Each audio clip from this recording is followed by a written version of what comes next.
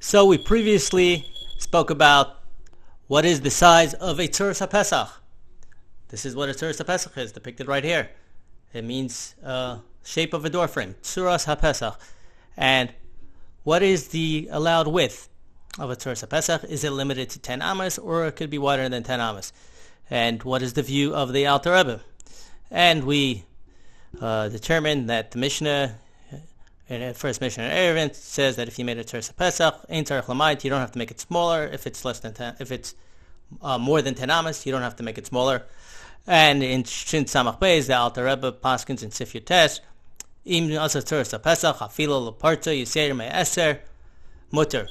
That if you made a Tzuras Hapesach, even if it's wider than 10 amos apart, it's mutter. And that's the first opinion that the Alter Rebbe writes, and the Alter Rebbe follows the same path as the Balei Shulchan Aruch, that all say the same. However, they do cite the second opinion, and the Alter Rebbe says v'yesh imrim, and there's another opinion, and that opinion is of the Rambam, and the Rambam view is different than everyone else, and the Rambam's view comes from Daf Yud Aleph in Eiruv. There's a brisa of Rav that says, if you have an Eiruv made of solely Tzuras Hapesachim, or door frames and windows from all four sides, that's not a great Eiruv, and you're limited to 10 amos. However, the Maskanas Hagamara is that even in an open area, and you could make Tzuras Hapesachim unlimited, because there's this story that's brought from Rabbi Yitzchak that a Maisa came, a story in front of the Chachamim, and they had to paskin in a case where someone made a Tzuras Hapesach. It says not al dalad kundesim. If so, on 4 posts around a large area like a field, and you had a post on each corner, and then you had like a willow going on top, like for example a string going across a very wide area. Would that be kosher for Shabbos, for carrying as an Eiruv? And the answer was that it's okay, that is fine.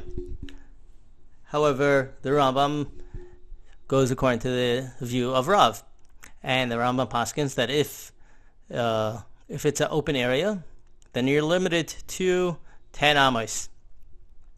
And the Magid Mishneh on the Rambam explains that the Rambam's view is solely talking about the first 2 walls of the Eiruv on each side, not the entire Eiruv. So it means as long as these 2 walls are mostly of fences or mechitzos, or a tel hamislaket, which is a slope mountain, as long as you have 10 tefachim high within 4 amos of a slope, in that case it's mechitza.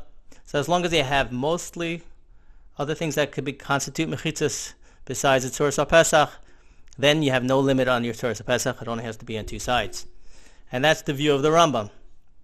And the Alter Rebbe, when he mentions the Yesh Imrim as the view in the Rambam, the Alter Rebbe ends the Sif saying, Ikar Kersvar Rishayna, the main halacha is like the first opinion, that there's no limit no matter what on the size of a Tzuras Hapesach. It could be as wide as you want.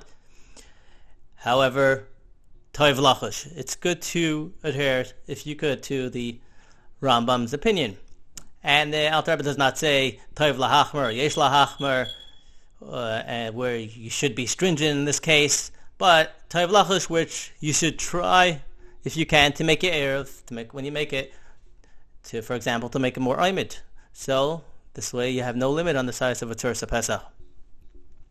And it's interesting to note that the Tzemach Tzedek, when talking about this case in Shalos Rishos of Tzemach Tzedek, in Siman Mem Oizayin, and the Alter that since we paskin not like Rav, and therefore even in an open area, a Tzuras Hapesach could be as wide as you like, and the Tzemach Tzedek does not mention Toiv Lachush in this case.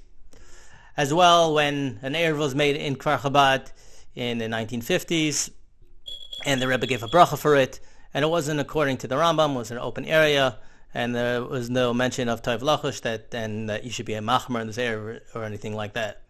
So I think what we see clearly is that the Alter Rebbe's view is what people say Alter Rebbe Eiruv, as in, and what people understand is that it's limited to 10 amos, that if it's wider than 10 amos, you're not an Alter Rebbe Eiruv. And that's factually incorrect, because it's clear that the Alter Rebbe paskins, the main halacha, that it could be as wide as you like all the Balei Shulchan Aruch paskin that way, across the board. It's just that Toiv Lachush, that you should try to adhere to the Rambam's opinion. And obviously, in many things in Eruvin, there's a lot of various opinions about different things. And of course, Toiv Lachush, you should try to adhere to as many opinions as possible in your case that you could afford to do, or it's possible to do, which that is obviously a good thing.